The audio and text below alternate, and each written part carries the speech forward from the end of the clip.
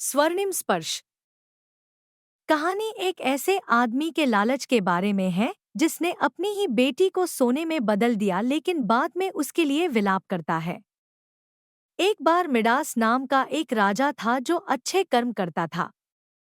लेकिन एक दिन उसे एक इच्छा पूरी हुई कि वह जो कुछ भी छुएगा वह सोने में बदल जाएगा।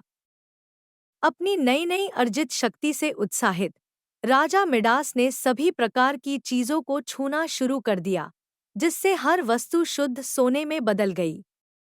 मैं शक्तिशाली हूँ, मैं चीजों को सोने में बदल सकता हूँ, उसने उत्साहित होकर कहा।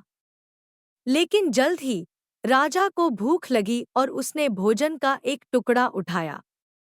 उसने पाया कि वह इसे नहीं खा सकता, क्योंकि जब उसने इसे छुआ तो यह सोने में बदल गया था। अब मुझे क्या करना चाहिए? मुझे बहुत भूख लगी है, उसने कहा। उसकी निराशा को देखकर मिडास की बेटी ने उसे सांत्वना देने के लिए अपनी बाहें उसके चारों ओर डाल दी और वह भी सोने में बदल गई।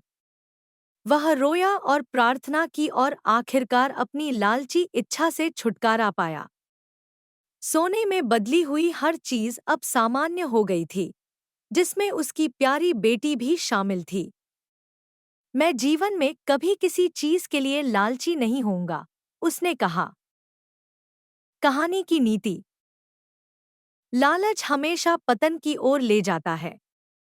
लालच एक अभिशाप है जो हमें गलत काम करने पर मजबूर कर सकता है। लालच हमें स्वार्थी, चिड़चिड़ा, चिंतित और दूसरों से ईर्ष्यालु बनाता है।